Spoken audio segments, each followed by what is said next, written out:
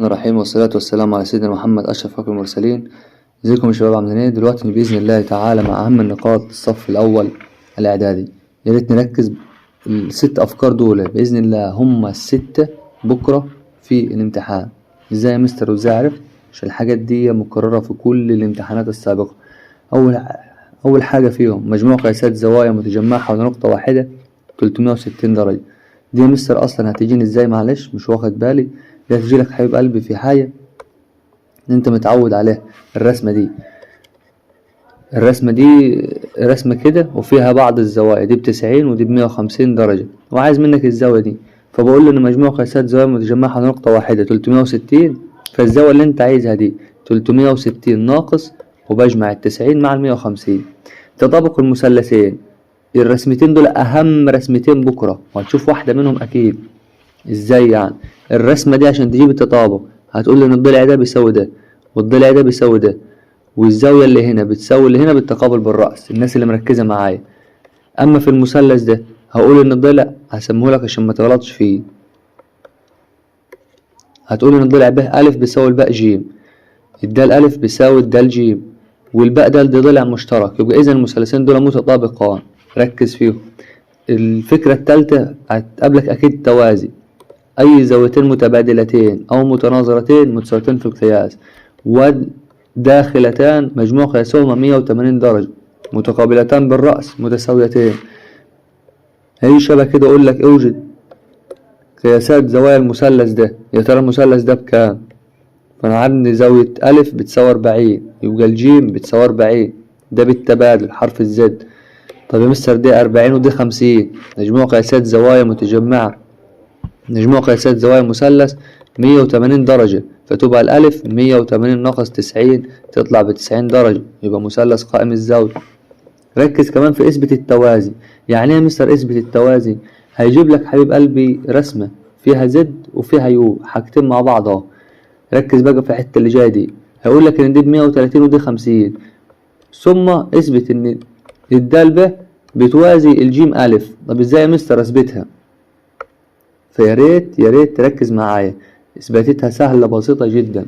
هقول له ان الالف واو بيوازي الباء جيم، الالف واو بيوازي الباء جيم، ماشي.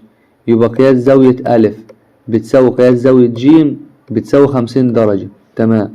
زاوية جيم طلعت ب50 وزاوية باء اصلا بكام؟ ب130. هقول له بقى ان 130 وال50 عاملين مع بعض 180 درجة، وهم متداخلتان عاملين مع بعض حرف يو، يبقى اذا اللي هو عايزه منك الباء د بتوازي الالف ج. ركز في المسألة دي، والمسألة دي مهمة هنشوفها بوضوح بعد شوية.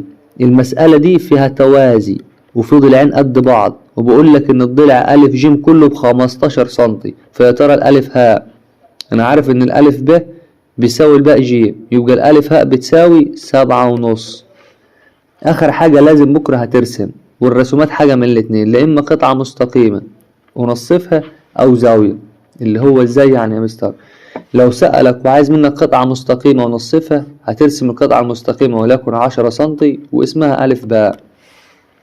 وبعد كده هتمسك البرجل بتاعك وهتفتح على فتحة أكتر من النص، شباب ما ننساش الحاجات دي، وهتعمل شرطة فوق وشرطة تحت، نفس الفتحة عند الألف تعمل شرطة فوق وشرطة تحت، وأخيرا بتوصل النقطتين دول ببعض. ده كده محور تماس قطعة مستقيم. طب لو قال لي زاوية يا مستر بعمل ايه؟ في الأول بترسم الشعاع عادي، بتثبت المنقلة بتاعتك كويس وترسم ال80 سنتي. تجيب بعد كده البرجل بتاعك، ركز انا بغير اللون عشان تركز معايا كويس. البرجل وبتثبت السن هنا وبتعمل نص دايرة، وبتقف بنفس الفتحة هنا وتعمل نص قوس، وهنا وتعمل نص قوس، وفي الآخر يا مستر بعمل ايه؟ يعني برافو عليكم بتوصله، وكده عرفت ترسمه. تعالوا بقى نشوف امتحان مهم جدا. دي طبعا أمثلة هتقابلنا دلوقتي. هنا عشان تجيب زاوية ميم تقول له مجموع قياسات زوايا حول نقطة واحدة 360 درجة، فالزاوية اللي انت عايزها منها دي بتساوي 360 ناقص مجموع الحاجات دي اللي هي 70 وال100 وال80، فتطلع ب110. هنا بقول لك هل دول متوازيان؟ فهتقول له في المثلث وتكتبهم، بس بدل تطابق اعملها علامة الفاصلة، واو باء جيم والمثلث واو ألف دال مالهم فيهما، ولازم تطلع 3 حاجات. أول حاجة مثلا واخد بالي إن الواو جيم بتساوي الواو دال، تمام. واخد بالي إن الواو ب بتساوي الواو ألف، تمام. ملقتش حاجة تانية يا مستر، ركز حبيب قلبي، التقابل بالرأس. الزاوية جيم واو ب بتساوي قياس زاوية دال واو ألف، السبب بالتقابل بالرأس، تمام. يبقى كده المثلثين دول اللي هو بيقول لي واو باء جيم يطابق المثلث واو ألف دال. عايز منك طول الباء جيم، الباء جيم يا مستر هو الألف دال، يعني هيطلع بكم؟ 5 سم. برافو عليكم. السؤالات اللي بعد كده، السؤال ده سهل وبسيط، بص مباشر، بيقول لك إن المضلع ده يطابق المضلع ده. طيب يعني قياس زاوية عين، يعني العين مين اللي جابلها الناحية التانية؟ الدال، يعني هتطلع ب105 درجة.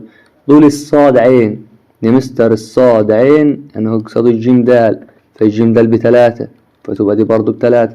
محور تماثل الشكل اللي بيقسموا لشكلين بالظبط اللي هو الألف ه. بس كده. السؤال ده بيقول لك اوجد بالخطوات الزاوية دي.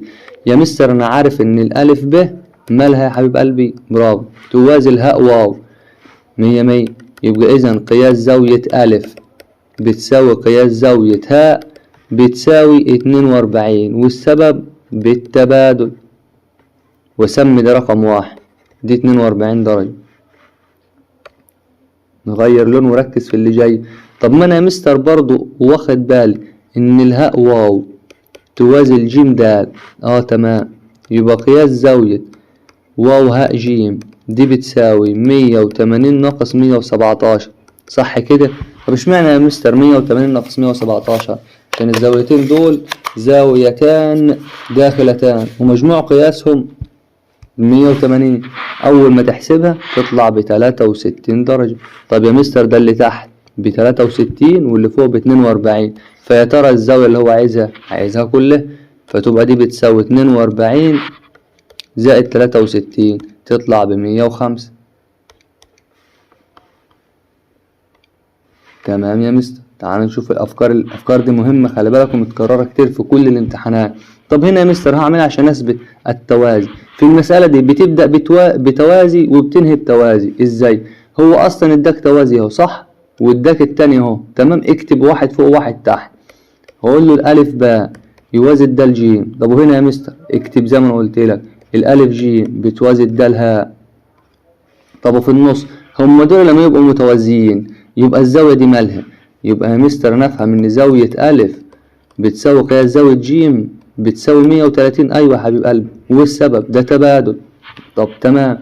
طب يا مستر يعني كده قياس زاوية جيم وحطيت عليها قياس زاوية باء مش هيكونوا 130 و50، هيكونوا ب180 درجة. أيوة، وهم مالهم؟ متداخلتان عاملين مع بعض حرف يو. يبقى إذا خلصت المسألة. أول ما تشوف مسألة زي دي ابدأ بالتوازي فوق وابني بالتوازي تحت، هتلاقي المسألة اتحلت معاك على طول. المسألة دي لسه حالا حلين شبهها. أيوة يا مستر حليت شبهها، بس أنا بصراحة لسه مش فاكرها، ما سبتتش في دماغي كويس، ما تقولها لي كمان مرة. حبيب قلبي أنت مش واخد بالك إن ده كله متساويين؟ أيوة.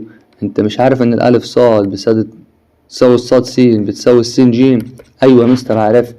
يبقى أفهم من كده إن الألف دال أي حتة من الحتة دي بتساوي 15 على 3 فيها ال5، فيبقى الألف هاء يا مستر الحتة كلها ب15 والحتة طلعت ب5، فالألف هاء 2 في 5 ب10 سم. المسائل شبه دي بتبقى البونبوناية بتاعتك، المفروض أنت أصلا عارفها. هنشوف مع بعض دلوقتي اختبار شامل، ويا ريت يا شباب نركز مع بعض فيه. بسم الله.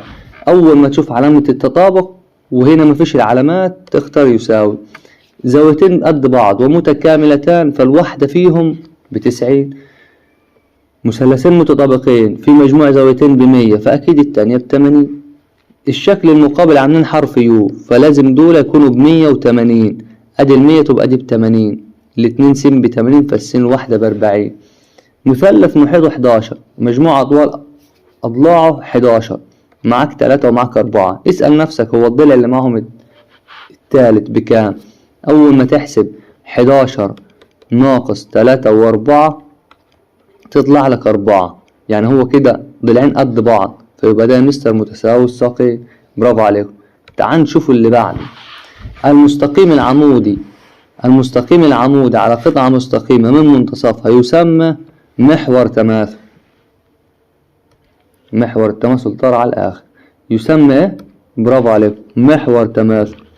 المستقيمان العمودان على ثالث يكونان متوازيان، وده قلنا محور تماثل. الزاويتان المتجاورتان متتامتان، ضلعهما يكونان متعامدان. معنى متتامتان يا ولاد ان عامله زاويه قائمه. يتطابق المثلثان اذا تطابق ضلعان والزاويه المحصوره. الزاويه المحصوره. عدد المستطيلات هتلاقي 1 2 3 4، دول مع بعض ب5، دول مع بعض ب6، دول مع بعض 7، ودول مع بعض 8، وهو نفسه 9.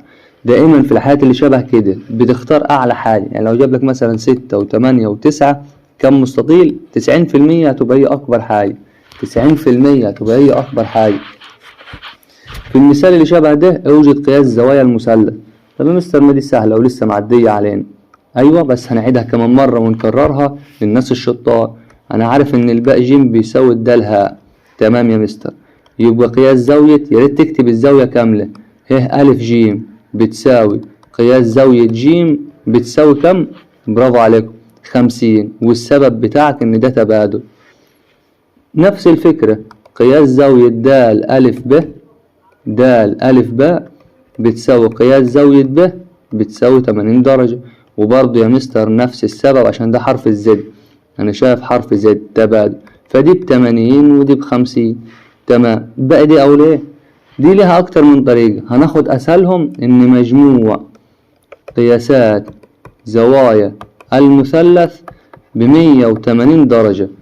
يبقى قياس زاوية ألف، افهم من كده يا مستر، قياس زاوية ب ألف ج دي بتساوي 180 ناقص مجموع دولة اللي هي 80 ومعاها 50. ايوه حبيب قلبي، فهتطلع معاك ب50 درجة. اعتقد المسألة سهلة وبسيطة. دي كنا لسه حلنا. خلي بالك لازم تقول له بما ان مجموع قياسات زوايا متجمعة حول نقطة واحدة ب360 درجة، يبقى قياس الزاوية اللي انت عايزها مني ب360 ناقص مجموع الحاجات دي، وقلنا هتطلع 110. تعال نشوف المسألة اللي بعدها. مسألة شبه دي في البونبوني كده، حاجات مش هتقف معاك. المسألة بتقول لي يا مستر اذكر حالتين من حالات التطابق. طب ما انا عارف حالات التطابق، هو عايز 2، ممكن تكتبها له 3 اضلاع، وركز عشان في ساعات بيقول لك لازم 3 اضلاع. قول له ماشي يا سيدي.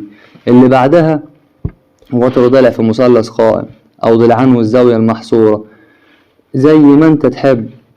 هنخليها زاويتان والضلع الواصل بينهم. صح. بيقول لي طب ما دي سهله يا مستر لسه حلنا. هقول له ان دول متوازيين. تمام. يبقى الزاويه دي ب130 بالتبادل. تمام. هرجع اقول له ان مجموع الجيم والدال ب180 درجه وهما متداخلتان. يبقى دي ده مستر ده انت حضرتك قلت لي ان هبدا بالتوازي وهنهي بالتوازي بتساوي ده الهاء. هو مش في المساله بدأ بالتوازي وانهى التوازي، انت هتنزل البدايه في البدايه والنهايه في النهايه. طب وبينهم يا مستر؟ بينهم ده شغلانتك انت بقى، كلمتين كده هتحشيهم في النص. ان قياس زاوية ألف بتساوي قياس زاوية ج بتساوي 130 درجة بالتبادل.